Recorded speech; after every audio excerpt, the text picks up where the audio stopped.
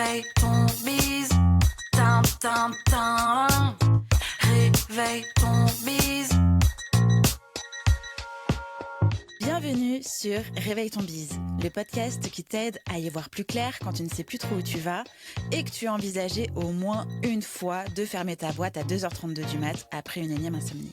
Moi, c'est Justine Arma, je suis entrepreneur depuis 2018. Mon job, t'aider à traverser les creux, retrouver de la clarté et redonner du sens à ton activité avec plus de kiff et évidemment moins de pression. Parce que oui, persévérer, ça peut aussi rimer avec envie de bosser moins. Alors si aujourd'hui t'as autant d'entrain que le mec de ta meilleure amie traîner à un karaoké un soir de pluie, alors t'es au bon endroit. Prends un café, un carnet et bonne écoute.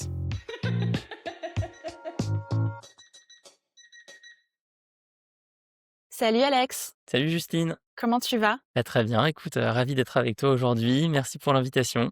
Merci à toi d'avoir accepté mes invitations, puisqu'on n'enregistre pas un, mais 2 épisodes aujourd'hui.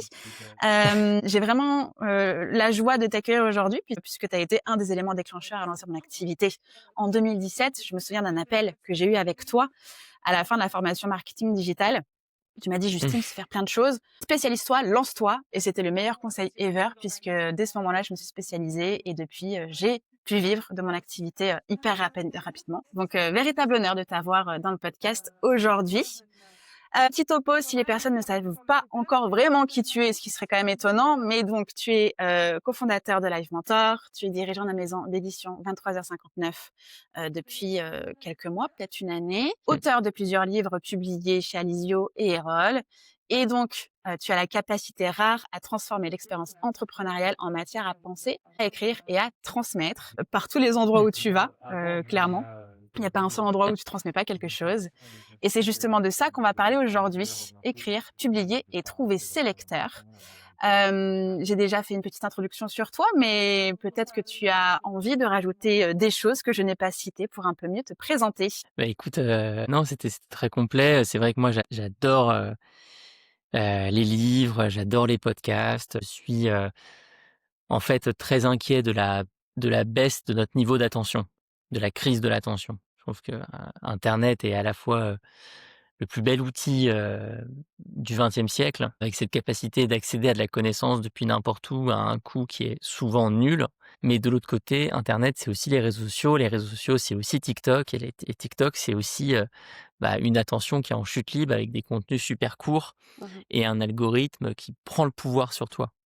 Et donc je crois que c'est un enjeu de société super important que, de garder l'habitude de la lecture, garder l'habitude du savoir qui est structuré, qui est long, qui est dense, qui est profond, qui est nourri. Et donc c'est pour ça que j'ai, effectivement, adoré ces dernières années découvrir différents métiers, dans cet univers. Le métier d'auteur de livres, le métier d'éditeur, parce que je suis directeur de collection maintenant chez Erol, donc j'accompagne des auteurs à écrire leurs livres. Le métier, de podcasteur également. Je travaille pour un podcast qui s'appelle Métamorphose, qui est un podcast santé où j'interviewe, des spécialistes de santé d'horizons très différents. Et à chaque fois, l'idée, c'est comment, déconstruire un sujet, le présenter en petites briques, le faire de manière pédagogue et permettre, voilà, à la personne qui est en face, le lecteur, l'auditeur du podcast, de gagner en compétences, d'apprendre quelque chose, grâce à cet objet culturel. En effet, parce que écrire un livre, c'est pas juste raconter une histoire pour raconter une histoire, c'est une action. Et dans notre cas, puisque notre audience aujourd'hui sont des entrepreneurs et entrepreneurs tout court, Mmh. c'est un outil de positionnement et parfois même aussi un outil thérapeutique. Comment est-ce qu'on passe de l'idée à un manuscrit? Comment est-ce qu'on fait pour Mmh. pour que son livre vive justement, qu'il soit lu, qu'il soit Mmh. partagé, qu'il serve vraiment son auteur? On va parler de tout ça ensemble, pas de panique. Je te demande pas de répondre tout de suite à ces questions qui sont assez denses. On va parler process d'écriture, les erreurs les plus fréquentes parce que évidemment que tu en as vu et peut-être même que tu es tombé dedans. Mmh. Et puis comme tu as le regard en tant qu'auteur, mais aussi en tant que éditeur, accompagnateur sur l'écriture, bah, tu vas aussi pouvoir nous parler de la réalité du monde de l'édition. Mais surtout, et moi, ce qui me fait le plus l'alarme de la curiosité, c'est de ce que l'écriture peut nous apprendre sur nous-mêmes. Alors bref, j'espère que tu es bien installé, j'espère que nos auditeurs auditrices également. Ma première question, et je pense que c'est la plus entre guillemets basique, mais en tout cas qui nous permet d'entrer un peu en matière. D'où vient généralement l'envie d'écrire un livre selon toi? Mmh. Et ensuite, de quoi on part? Une idée, une mission, une émotion? Il y a énormément de personnes qui ont envie d'écrire un livre. On a régulièrement des sondages sur le sujet qui, estiment qu'1 Français sur 3 rêve d'écrire un livre et pour des raisons très différentes. Ça peut être pour transmettre quelque chose, cela peut être pour, laisser une forme d'héritage, cela peut être pour, se positionner, comme expert sur un sujet, cela peut être pour créer un mouvement, pour sonner l'alarme, cela peut être pour, structurer ses idées, penser plus clairement, par ce travail d'écriture. Mmh. Ce qui est certain, c'est que outre la motivation initiale, ensuite il faut durer dans le temps et un livre, c'est un projet de longue haleine, c'est un projet sur plusieurs mois ou sur plusieurs années. Moi, mon dernier livre, La Chestu, j'y ai consacré 2 ans, et on est 2 auteurs, enfin 2 co-auteurs, hem et il nous a fallu vraiment, voilà, tout ce temps pour, rentrer dans le sujet, le digérer et être fier du résultat. Et donc, c'est là où je crois que quelle que soit la motivation initiale, il faut vraiment que le sujet d'écriture nous passionne, qu'on ait toujours envie d'en lire encore et encore sur ce sujet, qu'on soit pas lassé, parce que sinon on va abandonner, c'est trop dur, c'est impossible d'aller au bout. Donc il faut, c'est toujours la même chose avec la motivation, heu, faire attention aux facteurs de motivation extrinsèques comme, le succès du livre, le nombre de ventes et cetera, et se concentrer sur les facteurs de motivation intrinsèques. Parce qu'en plus, après, il faut rappeler la réalité, c'est que la plupart des livres qui sortent chaque année en France, heu, sont pas des succès éditoriaux. Mmh. La plupart des livres, finissent en ayant touché quelques dizaines, quelques centaines de personnes. Un succès dans le monde de l'édition pour, des catégories, de livres comme entrepreneuriat ou développement personnel, c'est 3 000 livres Mmh. vendus. À 3 000 exemplaires vendus, on est déjà sur un vrai succès. Donc, les auteurs qui, vivent à temps plein, des gens comme Bernard Werber par Mmh exemple, mh. ils sont très rares, c'est l'exception. Donc voilà, c'est important de se dire, heu: «Je travaille à fond, ma motivation intrinsèque, je fais un vrai travail d'introspection pour me dire: "Est-ce que ce sujet est un sujet qui peut m'animer, me porter pendant 1 an, 2 ans d'écriture, voire plus?" De sorte à ne pas, lâcher en route. Et puis après, il y a plein de choses qu'on peut dire sur comment je m'organise dans le process Mmh. d'écriture pour arriver au bout et écrire un bon livre, mais c'est encore autre chose. Mmh. Justement, comment tu fais toi pour transformer, une idée en projet d'écriture structuré? Mmh. Alors la première étape, c'est une note d'intention. Donc la note d'intention, c'est un document de 2-3 pages, qui va présenter le message principal du livre, les messages secondaires, le lecteur qu'on a en tête, les livres similaires qui existent avec des angles peut-être différents, hem, la démarche qu'on va avoir sur ce livre. Est-ce que c'est une biographie? Est-ce que c'est un livre pratique? Est-ce que c'est un livre recherche qui est légèrement différent? Est-ce que c'est un roman? Voilà, de bien être clair sur le type de livre. Et ce document, cette note d'intention, moi je recommande de pas la garder pour soi, de la partager à quelqu'un. Alors ça peut être un éditeur si on décide de bosser avec une maison d'édition, mais ça peut être des amis, ça peut être des relecteurs, ça peut être des mentors d'écriture, ça peut être des partenaires X ou Y. Même si on décide de faire ce projet en auto-édition, il est essentiel de ne pas rester seul avec son manuscrit. Et d'ailleurs après, moi je recommande d'avoir des bêta lecteurs. Mmh. Je ne l'ai pas fait pour mes premiers livres et je le regrette. Je l'ai fait pour le dernier et ça aide énormément, énormément pour, constamment avoir du feedback et tirer la qualité vers le haut du livre. C'est on voit bien, tu vois, déjà de tes premières questions que le sujet, il est terriblement complexe. C'est-à-dire qu'il y a la Mmh. question de la motivation, la Ouais. question de la de la, de l'engagement sur la durée, la question de la note d'intention. Heu, c'est pour ça que je suis très content parce que Live Mentor, on vient de sortir une formation dédiée Mmh. aux auteurs. justement, qui explique toutes ces notions en détail avec des vidéos. On a là une première cinquantaine de personnes justement qui sont inscrits sur cette formation. Et ce qu'on a voulu, c'est que les mentors, parce que toutes les formations Live Mentor, c'est une formation avec du mentorat, ça dure entre 3 et 6 mois une formation et tu parles avec un mentor, tu sais ça bien parce que tu as été mentor chez nous. Tu parles avec ce mentor, Mmh. par exemple une fois par semaine en visioconférence. On a voulu sur cette formation spécifique que tous les mentors soient des professionnels du monde de l'édition ou des Mmh. personnes qui ont eux-mêmes été, auteurs, OK. publiés.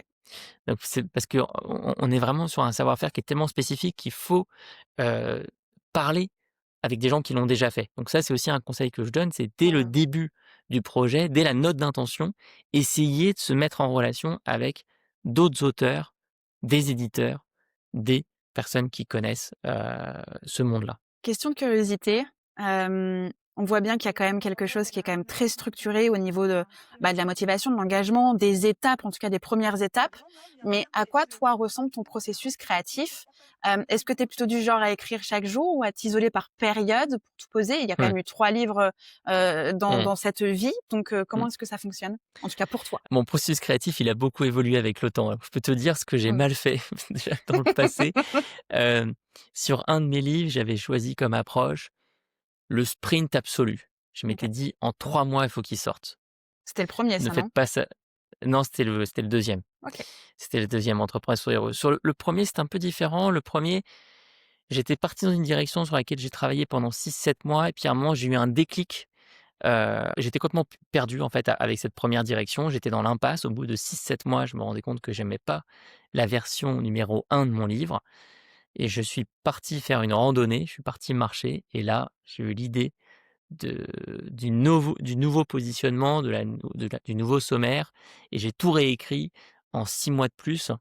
Et donc là, la leçon un peu de ce 1er travail d'écriture, c'est il y a des choses qui se passent en dehors des moments d'écriture. Puis bon, après, ayant beaucoup creusé le sujet de la sédentarité, le Mmh. sujet, heu, de la De ton pensée 3e divergente livre.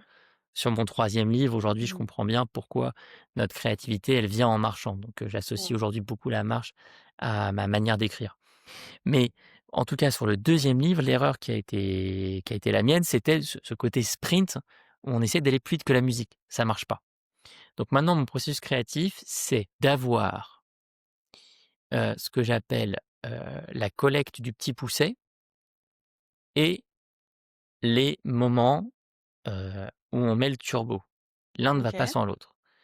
Collecte du petit poucet, c'est dès le démarrage du projet, je me crée un espace qui va être souvent un espace Notion ou Obsidian, un outil où je vais collecter, indexer tout ce que j'entends, tout ce que je lis, tout ce que je vois passer sur le thème.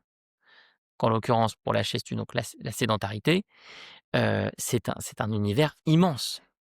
Sédentarité et femmes enceintes, Mmh. sédentarité et personnes âgées, sédentarité et enfants, sédentarité et monde du Indépendant. travail, et Mmh. cetera, et Mmh. cetera. Et donc pendant 2 ans, à 2 avec mon coauteur, on a fait ce travail de fourmi, ce travail de petit pousset. On collecte des liens, on analyse des papiers scientifiques, on interviewe des gens et on indexe tout ça dans, le Obsidian, qui est un outil assez intéressant parce qu'il permet de faire des nuages de mots-clés où tu vois les liens entre différents sujets. Et donc ça, c'est un peu une sorte d'encyclopédie personnelle.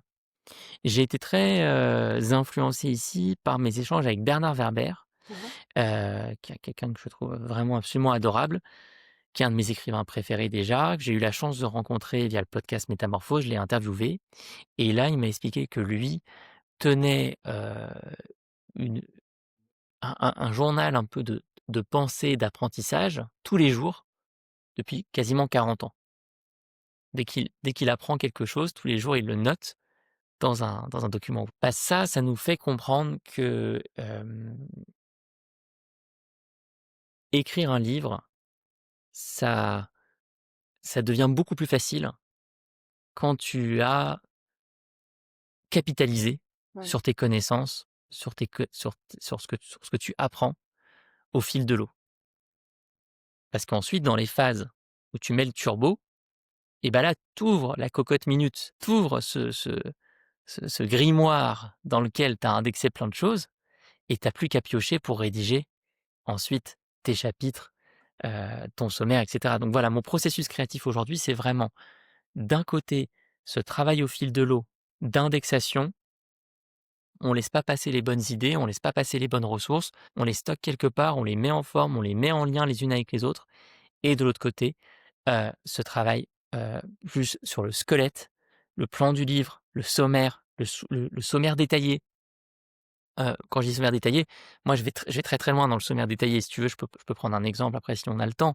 Mais, je vais vraiment essayer d'aller jusqu'à chaque micro-idée pour être Mmh. sûr que dans toutes les parties de mon livre, je suis dans le concret. Je suis dans OK. des dans quelque chose qui apporte vraiment au lecteur. Et ça, je le faisais pas avant et c'était vraiment une erreur, en fait. Du coup, je me retrouvais à tomber dans un dans un biais qui est, le superflu, l'histoire qui est pas nécessaire, c'est ce que j'appelle se faire plaisir un peu à soi-même en tant qu'auteur, où tu te dis: «Ah ça a l'air sympa, bah, allez, je raconte, je raconte, je raconte». Bon, Un peu d'ego. ouais, c'était plus peut-être une forme peut-être de paresse, en fait, d'une certaine manière. Mmh. Tu t'es pas forcé à te demander à chaque fois: «Est-ce que vraiment le lecteur va apprendre quelque chose ici?» Et c'est là où cette idée de sommaire très, très, très, très détaillé est vraiment importante. Mmh. Et alors après, dans le processus créatif, ça change beaucoup quand on est à 2 auteurs, comme c'est le cas avec Victor Fersing sur La Chaise Tue, Mmh. parce qu'on se fait du feedback, Bien sûr. l'un l'autre. Parlons un petit peu des erreurs qui pourraient faire couler un livre. Alors tu dis souvent que, 9, livres sur 10, meurent avant leur sortie. Oui, Pourquoi? bah, oui. Quelles sont les erreurs les plus fréquentes que tu observes? Les auteurs ne vont pas au bout. Les auteurs vont Mmh. pas au bout, parce qu'il y a ce manque de motivation Bien intrinsèque, sûr. ça c'est essentiel. 2 parce qu'il y a le manque d'un regard extérieur et donc à un moment l'auteur est perdu dans son sommaire, dans son chapitre, il sait pas où aller, il a refait 3 fois, 4 fois, 5 fois, 10 fois le plan et après, ce qui peut aussi arriver, c'est un manuscrit qui est terminé et là, c'est le vide sur l'édition de ce livre, Mmh. sur la Ouais, c'est la quoi la la la suite? la transformation du manuscrit en livre. Là, on est dans le vide absolu. On n'a pas noué de contact avec une maison d'édition. On n'a pas justement du coup d'accord, de contrat d'édition. On n'a pas réfléchi du tout à l'auto-édition. On n'en a pas forcément parlé à l'extérieur, donc on n'a pas créé de communauté, on n'a pas créé des liens avec des journalistes, des podcasteurs, des Mmh. youtubeurs qui ont envie de nous interroger sur ce livre. Et donc voilà, un refus d'obstacle où on se dit: «Non, bah, c'est bon, allez, j'abandonne, personne veut de ce livre ou alors personne me comprend et cetera et Mmh. cetera. C'est bon, je le mets à la poubelle». Justement, tu as parlé de l'après, une fois que le manuscrit est fait. Quand on parle du titre, de la couverture, du prix, comment est-ce qu'un auteur, peut-il faire les bons choix, sans perdre sa vision, alors qu'il soit avec, un contrat d'édition ou en auto-édition, en fait? Parce que ce sont des nouvelles questions que l'on se pose pour Ouais. l'après-manuscrit. Moi, je crois beaucoup à une approche, très entrepreneuriale du rôle d'auteur. Pas étonné. Je pense mais mais tu vois, je ne l'avais pas au début. Je l'avais pas au Mmh. début, parce que quand tu es entrepreneur, tu te dis assez bien, assez naturellement: «Bon, bah, il faut que je porte toutes les casquettes, il faut que je comprenne, comment, bah, déjà produire le service ou le bien que je vais donner à mes clients. Il faut aussi que j'apprenne à me faire connaître, il faut que j'apprenne à réaliser une vente, il faut que Mmh. j'apprenne à faire du service client, il faut que j'apprenne à gérer les finances de mon entreprise et cetera et cetera». Bah, quand on est auteur, je crois que c'est un peu la même chose. Il faut découvrir ce que c'est qu'un bon titre, ce que c'est qu'une bonne couverture, ce que c'est qu'un bon positionnement, ce que c'est, qu'un bon contrat d'édition ou ce que c'est qu'une bonne stratégie d'auto-édition.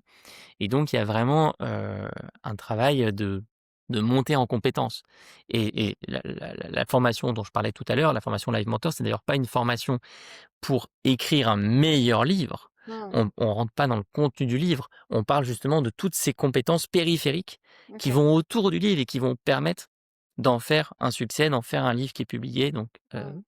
titre, positionnement et cetera et cetera. Hem, sur le titre, par exemple, dans les différentes idées qui peuvent fonctionner, tester auprès d'une communauté, c'est très utile. Un bon titre, c'est d'abord un titre qui se retient, qu'on arrive à dire. mon premier, pas mon premier livre, mais mon deuxième livre, Entreprendre et surtout être heureux, c'est pas un très bon titre. OK. Il est un peu long. Entreprendre et surtout être heureux, entreprendre et surtout être heureux, tu vois? Il c'est on a du mal déjà à le retenir immédiatement, à le passer à quelqu'un. Ensuite, c'est pas un très bon titre parce qu'on comprend pas très bien de quoi ça parle. Entreprendre et surtout être heureux, bon, ça parle de bonheur, d'accord, ça parle d'entrepreneuriat. On comprend pas immédiatement que c'était un livre enquête sur les causes du burn-out chez les indépendants. Oui. Limite, si c'était intitulé «Le burn-out chez les indépendants», ça aurait été mieux. Mmh. Parce que ça dit ce que c'est. Oui, mais peut-être Et encore une fois, on que parle de livres de pratiques. choisir ce titre-là t'aurait fermé dans cette case de «Je traite uniquement que du burn-out», alors que le titre que tu as choisi permet d'ouvrir peut-être d'autres sujets à C'est l'intérieur du livre.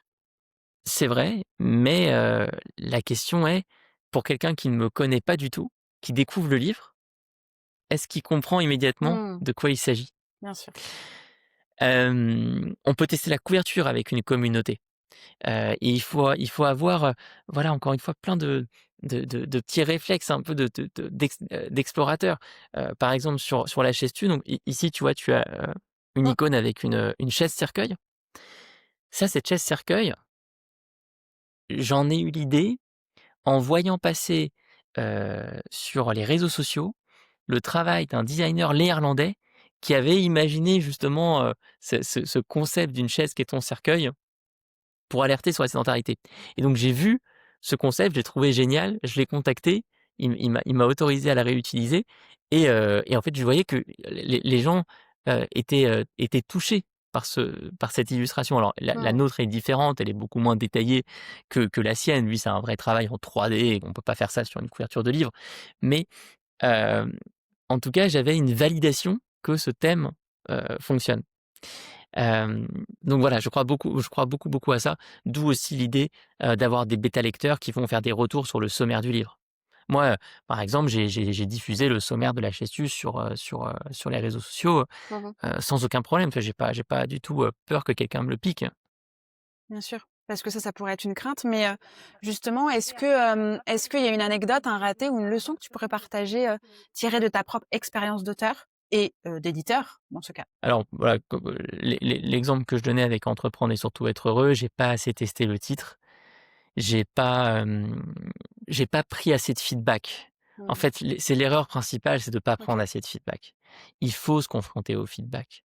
Heu, je pense que là, le succès qui est en train de se passer sur la chaise tue, c'est la première fois que j'ai un de mes livres qui est en rupture de stock au bout de moins d'une semaine. Je l'attends toujours, hein. C Je l'ai commandé, je l'ai précommandé, je l'attends toujours. je sais, c'est bon, c'est à la fois génial et terrible Mais c'est pour un génial, pour un c'est auteur. génial. Ouais, j'aimerais beaucoup quand même que les gens qui veulent lire ce livre puissent le recevoir quand même un jour. Mais ça a été difficile, mais j'ai demandé beaucoup de feedback. J'ai demandé du feedback à des gens comme Anne Guéquer, Fabrice Midal, qui sont des éditeurs de livres, Mmh. qui en ont vu passer beaucoup et tu te prends des feedbacks qui sont parfois durs, hein, où les gens te disent: «Non, mais là, on comprend pas du tout ce qui est marqué sur la quatrième de couverture». Bon, bah, il faut vraiment mettre son ego de côté. Hem, un livre, c'est vraiment enfin, c'est une idée générale qu'on veut mettre au monde, c'est une philosophie qu'on veut présenter, mais c'est aussi tout un tas de détails et il faut pas, le prendre mal si on n'est pas excellent sur certains des points. Au contraire, il faut aller vraiment se nourrir, des retours des autres. Puis je pense que ça prépare aussi à la critique, parce qu'une fois que le livre sorti, forcément qu'il y a d'autres personnes qui vont déclencher des feedbacks, qui vont partager des feedbacks, Oui, sollicités ou non sollicités, mais en tout cas d'en avoir déjà au départ, au moment de la création, de la conception, ça oui. permet, de commencer à comprendre et en tout cas peut-être à accepter certains feedbacks. Absolument, c'est tout à fait c'est très juste et c'est très bien de se mettre dès le début dans cette, démarche-là. Mmh. Voyons maintenant du côté de l'édition à la diffusion, qu'est-ce qui fait qu'un livre trouve vraiment ses lecteurs? Il faut les trouver avant que le livre sorte. C'est la première règle. OK. C'est vraiment, vraiment la première règle. Il faut complètement sortir du mythe que, j'écris un livre, j'en ai parlé à personne, il est imprimé et puis là, par miracle, on m'invite à la télé pour en parler, par exemple, ça n'existe pas du tout. Donc il faut plutôt se dire ce livre répond à un problème ou veut créer un univers, là, si on parle de roman plutôt, on est plus sur de la création d'univers. Il y a des personnes qui ont envie de rentrer dans cet univers, ça leur plaît, ça leur parle, ça leur procure des émotions. Ou, si on parle d'un livre pratique, le problème touche ces personnes, soit parce qu'elles vivent le problème, soit parce qu'elles ont aussi envie de défendre le message du livre. Et je vais essayer de créer une communauté le plus en amont possible sur tes livres. C'est pour ça que moi, par exemple, mon Instagram s'intitule depuis plus d'un an, je crois, Mmh. «Lâches-tu?». Ouais, plus d'un an que, les gens comprennent pas trop pourquoi, On n'a plus c'est Alex plus Dana. c'est pas Alexandre Dana, c'est «Lâches-tu?». On a aussi créé une newsletter, avec mon coauteur Victor, sur un outil qui s'appelle Substack, qui s'appelle La Chestu, où on a partagé des articles, des réflexions, les coulisses de la création du livre et ça a été super important. On s'est rendu compte qu'en fait, il y avait beaucoup de gens qui, étaient kinés, étaient ostéopathes, étaient, posturologues, étaient spécialistes de santé et ils nous disaient: «Mais merci d'écrire ce livre parce que nous, on se tue en consultation à répéter aux gens qu'il faut plus bouger, que c'est important et on est super content que le livre arrive pour pouvoir avoir une validation scientifique, une validation, Mmh. de 2 personnes qui ont creusé le sujet pendant 2 ans, ont parlé à plein de scientifiques de domaines très différents et qui peuvent dire: «Bah, oui, en fait, ça a l'air tout simple de dire aux gens d'aller marcher, mais c'est vraiment le meilleur remède qui soit». Mmh.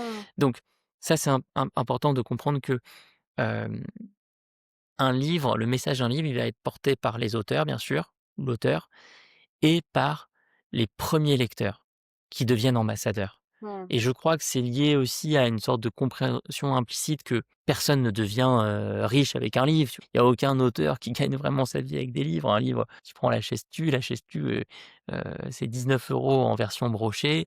Victor et moi, je crois qu'on a 9 de droits d'auteur à diviser en 2, ça fait 4,5 chacun, Mmh. 4,5 de 19 €. Je te laisse imaginer combien de livres il faut vendre pour pouvoir payer ton loyer tous les mois avec ça. Ça ne fonctionne pas, en fait. Mmh. Et donc, tes lecteurs, ils savent bien que, heu, tu fais pas un livre parce que, tu as un souci économique. Tu fais un livre parce qu'il y a un message qui compte vraiment pour toi.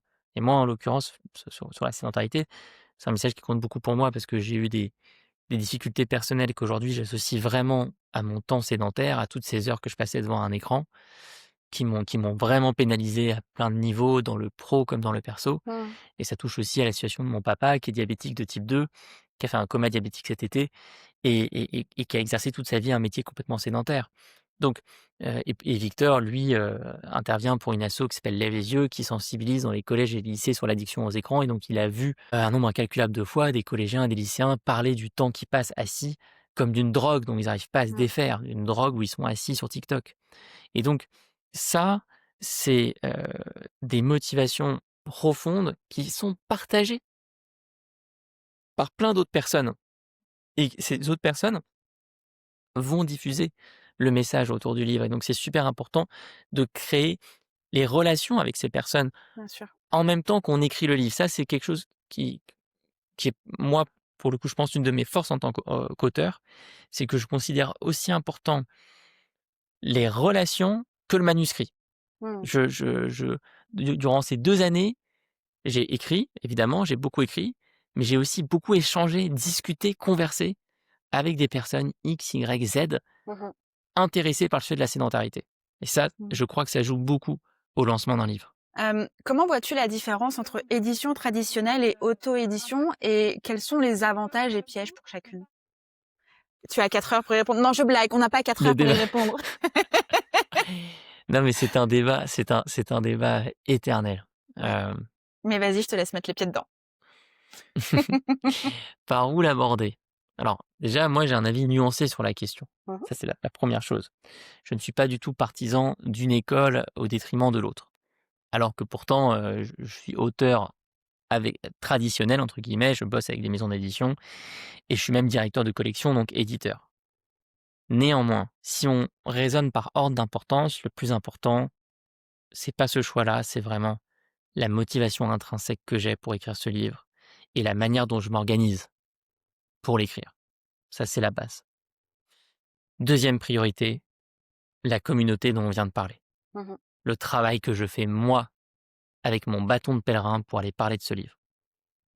Et une fois qu'on a dit ces 2 choses-là, il y a effectivement un 3e sujet qui est moins important, mais qui est quand même important. Est-ce que je vais sur l'édition traditionnelle? Est-ce que je vais sur l'auto-édition? Si je vais sur l'édition traditionnelle, avantage, je vais pouvoir parler avec un éditeur. Je vais avoir de l'aide sur la couverture, sur l'impression du livre, sur le design du livre. Je vais avoir une équipe d'éditeurs qui propose le livre à des libraires. Je vais avoir l'accès aux librairies. C'est beaucoup, beaucoup, beaucoup, beaucoup plus difficile en auto-édition. Inconvénient avec l'édition traditionnelle, c'est un projet à plusieurs, donc c'est un projet qui prend plus de temps que seul. Le rythme classique d'une maison d'édition, c'est 1 an à 1 an et demi. Entre l'acceptation du OK. projet et l'arrivée du projet en librairie, c'est entre 1 an et 1 an et demi. Autre inconvénient, le pourcentage.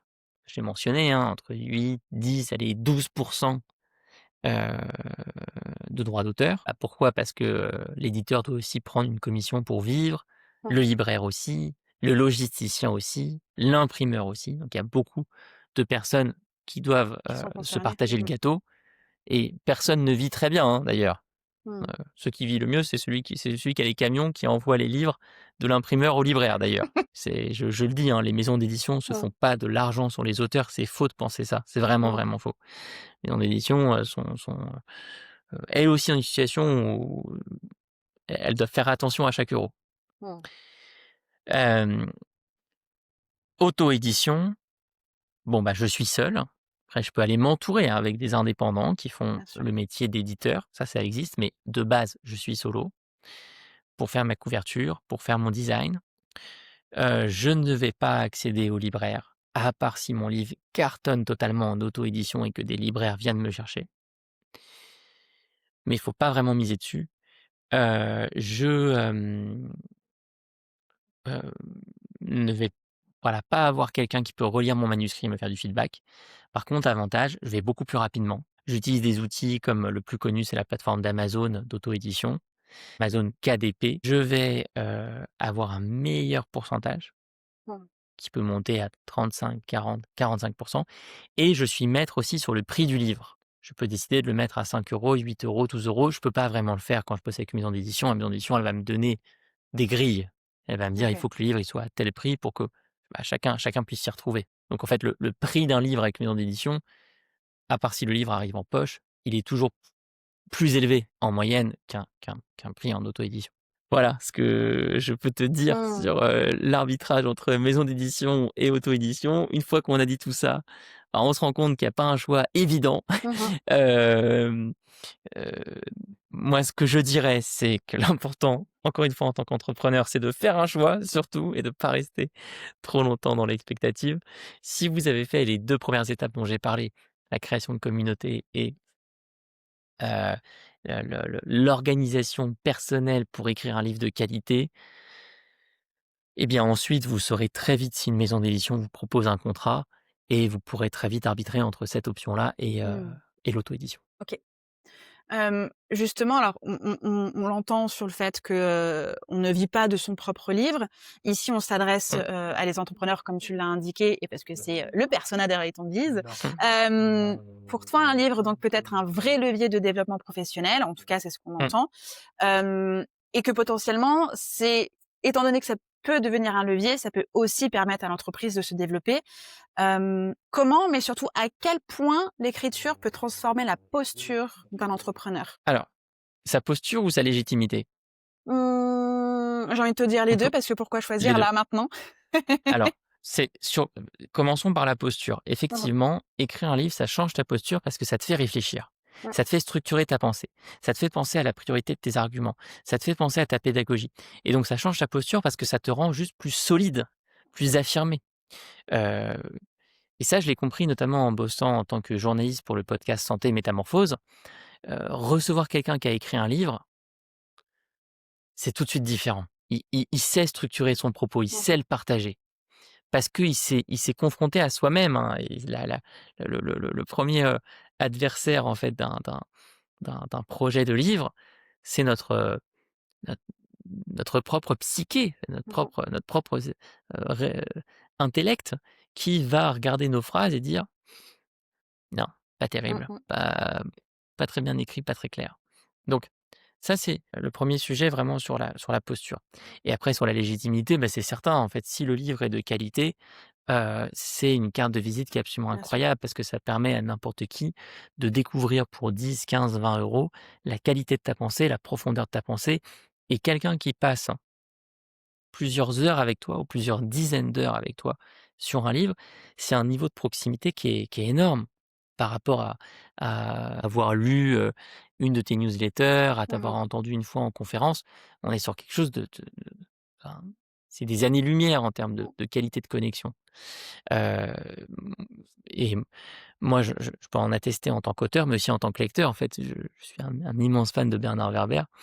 Heu, évidemment que quand je l'ai rencontré, je le dialogue, le contact était très facile tellement en fait je l'ai lu et je Tu suis savais. rentré Mmh. dans son univers. Je le connais déjà. Lui, il me connaît Mmh. pas, mais moi je le connais et donc c'est aussi à ça qu'on accède quand on est auteur et qu'on prend le temps de faire un livre. C'est fou parce que, je trouve que c'est exactement ces mêmes «avantages» entre guillemets que crée le podcast. Cette idée d'être Oui, dans l'intimité de la personne, la proximité.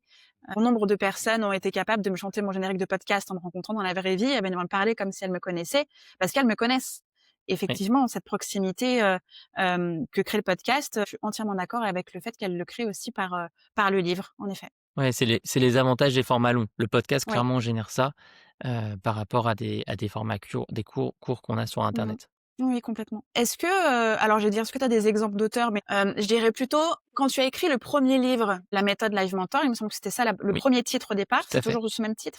Ou je sais plus si tu je sais que tu as eu une nouvelle, Effectivement, ce premier livre, qui intitulé La méthode Live Mentor, on l'a mmh renommé en Le guide pratique du créateur d'entreprise. oui. L'objectif de ce premier livre était de, rendre plus visible Live Mentor, de crédibiliser un peu plus Live Mentor, Alors, de d'avoir, un peu comme cet effet de lead magnet, tu sais? On entre par là et on les fait évoluer ensuite dans il y avait l'univers. plusieurs il y avait vraiment plusieurs objectifs. Le tout premier objectif, de ce livre, effectivement, mon premier livre qui s'appelait Live Mentor et qui s'appelle maintenant Le guide pratique du créateur d'entreprise, Mmh. c'était de formaliser notre pédagogie. Live Mentor est un organisme de formation pour créateurs et créatrices d'entreprise. À l'époque, on commençait à avoir formé plusieurs milliers de personnes. On commençait à savoir comment accompagner ces personnes et je voulais mettre dans un livre ce qu'on avait appris sur la démarche d'accompagnement.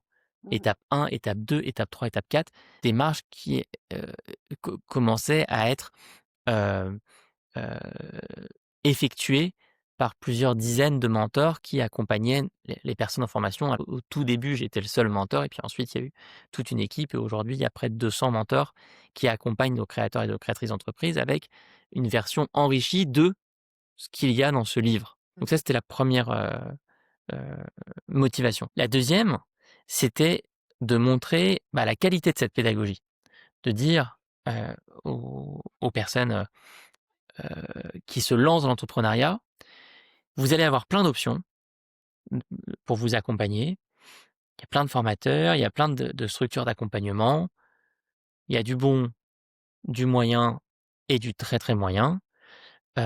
Nous, ce qu'on vous propose, c'est d'ouvrir ce livre, de plonger dedans et de vous dire si ça vous parle ou pas».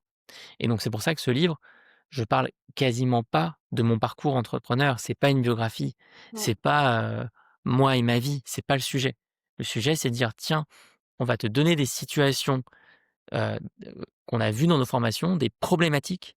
Quelqu'un qui trouve pas son alignement, quelqu'un qui arrive pas à poser son modèle économique, quelqu'un qui arrive pas à se faire connaître et peut-être que ça va te parler, peut-être que ça va résonner complètement avec la situation dans la que tu traverses en ce moment et on va te donner le regard d'un mentor sur, ce sujet donné. Et ça, effectivement, ça a été super efficace. On a vu, et on voit encore aujourd'hui, chaque année, des personnes qui débarquent en formation en disant: «Bah, j'ai découvert ce livre, j'ai vu chez Mmh. quelqu'un, je l'ai vu en librairie, on m'en a parlé, j'y crois, j'ai envie de tester. Déjà que le livre m'a aidé, j'ai envie de faire une formation». Donc ça a été Mmh. ça a été aussi, hem, vraiment, essentiel dans le développement de l'organisme de formation Live Mentor. Et après, je dirais que la troisième motivation, c'était de sortir du tout digital. Dans un monde où tout se passe sur internet, Heu, comment créer un lien qui est un peu plus fort, qui est un peu plus réel? Ben, un livre, ça se tient dans les mains, ça se bouge, ça se corne, on peut écrire dessus. Il y a une autre expérience et ça, moi, en tant que créatif, ça me plaisait. Je crois que c'est, la créatrice au départ du podcast, Change ma vie. Elle Oui, a dév alors Clotilde Dussolier, je Clotilde, crois, hein? Oui, c'est ouais, ça, Clotilde oui. Dussoulier, absolument. Elle a développé donc son podcast, son business et derrière elle a écrit un livre. Je crois que ce triptyque-là, en tout cas peut-être même ce binôme, podcast et livre, a vraiment, moi vu de l'extérieur, hein, parce que je n'ai jamais échangé avec Clotilde, mais a vraiment Mmh, pu, lui permettre de déclencher de belles opportunités pour son entreprise, de mmh, gagner en visibilité, d'avoir plus de clients, d'être évidemment, d'avoir plus de crédibilité, qu'une simple coach lambda. mmh. Hem Il y a un impact qui est vraiment très fort que le livre peut créer et le podcast, mais le livre parce que c'est le sujet du jour. Non, mais c'est sûr qu'au lieu de d'investir en publicité, d'aller à des salons, hem, il y a beaucoup plus intéressant selon moi, que de développer sa pensée en profondeur. Mmh. Mais tu sais, on retrouve ça dans plein de domaines très différents. Si tu prends le domaine des chercheurs, le domaine de la recherche scientifique, bah, les chercheurs, ils sont invités à publier des papiers de recherche, dans des revues spécialisées et c'est ces papiers de recherche, qui ensuite leur permettent de trouver des financements, par exemple, Bien pour leur sûr. recherche ou de trouver des personnes avec qui collaborer, des personnes à recruter, par exemple, dans leur labo. Hem, on arrive, pas loin de la fin de l'épisode et évidemment que j'ai mes petites questions transmission conseil parce que sans transmission conseil, tu ne serais pas entièrement Alexandre Dana. Hem, pour ceux qui rêvent d'écrire un livre, qu'est-ce que tu pourrais transmettre aujourd'hui? Ça vaut vraiment le coup. Heu, c'est, c'est des projets,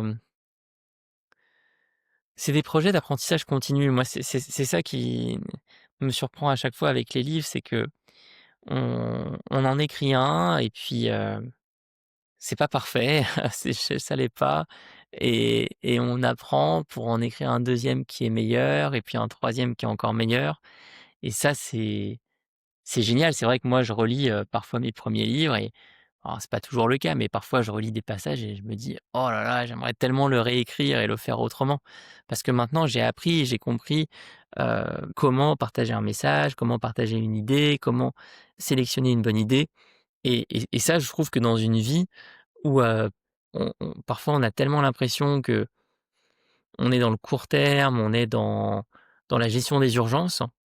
Le livre, c'est vraiment l'inverse. C'est quelque chose qui est important et qui ne peut pas être urgent. Mmh. Tu peux pas faire un livre en une journée. Donc c'est vraiment un exercice intellectuel qui est très intéressant et je le recommande à tout le monde. Et pour ceux qui ont déjà un manuscrit, comme tu l'as dit, dans les tiroirs, qu'est-ce que tu pourrais leur transmettre aujourd'hui? Est-ce est-ce que vous avez une communauté? Ça, Mmh. c'est essentiel. Est-ce que vous avez commencé à créer une communauté? Est-ce que vous avez parlé de ce manuscrit à droite, à gauche? Si oui, bah, tant mieux, continuez. Si c'est pas le cas, il faut le faire le plus vite possible. Mais vraiment, c'est Mmh. essentiel et vous allez voir que les premiers retours vont vous faire retravailler le manuscrit, vont vous faire opérer des modifications, vont vous faire l'enrichir, l'améliorer. Donc ne vous en privez pas, vraiment. Oui et puis, je pense qu'on peut les ramener aussi à la théorie, en tout cas l'article qu'avait écrit, il y a déjà peut-être une vingtaine, une dizaine d'années, Kevin Kelly, d'aller chercher ses ultra fans. C'était 100 ou 1000 Oui, personnes? Je me souviens 1000, plus. 1000? les 1000 vrais 1000 fans, voilà. les 1000 Voilà, vrais d'aller fans. chercher, Oui, ces 1000 vrais fans pour pouvoir assurer en tout cas un certain, succès, oui, un certain impact au niveau de sa création.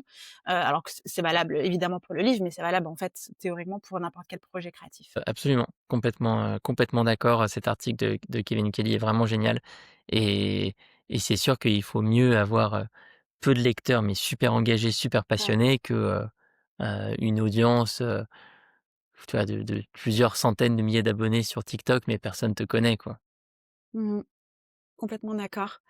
Hem, j'ai une dernière question pour toi. Qu'est-ce que l'écriture t'a appris sur toi-même? Beh, que j'aimais vraiment le faire à plusieurs, que moi, c'est toujours la même chose, c'est que j'ai vraiment beaucoup de mal avec les projets où je suis solitaire. Dans toutes mes entreprises, Live Mentor, Mentor 59 ou dans mes collaborations à l'extérieur comme Métamorphose ou Erol, je travaille pas seul, je suis entouré tout le temps de gens et bah, c'est la même chose pour les livres au final, même le livre qui pourtant semble être un exercice très solitaire, je me suis jamais autant éclaté que sur le dernier qu'on a écrit à 2 avec Victor Fersing. Je le remercie, je suis infiniment reconnaissant qu'il ait accepté, d'abord d'être mon assistant de recherche et puis ensuite d'accepter d'être mon co-auteur quand je lui ai proposé de passer un cran au-dessus. Parce que voilà, moi j'ai découvert via l'écriture que vraiment, cet échange à plusieurs, il compte, beaucoup, beaucoup pour moi. Merci beaucoup Alex pour ta transparence, tes conseils concrets, et ton regard, d'auteur-éditeur. Le meilleur de tes liens seront évidemment disponibles en description. On pensera à ton compte Instagram, on pensera à tes 3 livres, on pensera à la formation L'Age Mentor qui évidemment, va être un véritable, tremplin à ces auteurs en devenir. Pour moi, c'était important aussi de parler de la formation puisque comme tu l'as, indiqué, j'ai eu la chance d'être mentor chez L'Age Mentor, mais au tout début, hein, on parle de ça, fin 2019, début 2020. Mais avant de passer de ce côté de la barrière, j'étais une ancienne élève. Et donc, si on recommande aujourd'hui la formation, c'est parce qu'on y croit. Et moi, je connais la qualité des 2 côtés. Donc, elle sera évidemment en lien de description de cet épisode et j'ai hâte de voir les futurs livres qui vont sortir grâce à cette formation. Et ouais, nous aussi, attends, on a bien demandé à chaque personne là qui a rejoint la formation de nous envoyer le manuscrit, donc on les lâche pas. Mais merci Trop Justine, bien. c'était super sympa. Et puis une dernière question pour nos auditeurs aujourd'hui, les personnes qui nous écoutent, si, ces personnes rêvent d'écrire un livre, mais que vous n'avez pas encore osé, poser la plume, en tout cas passer le cap, le challenge du jour, c'est de nous écrire sur, Apple Podcast et de nous indiquer que vous, c'est le prochain projet prioritaire Mmh. des prochaines semaines, voire des prochains mois. Merci Alex. Super, merci beaucoup. Bye.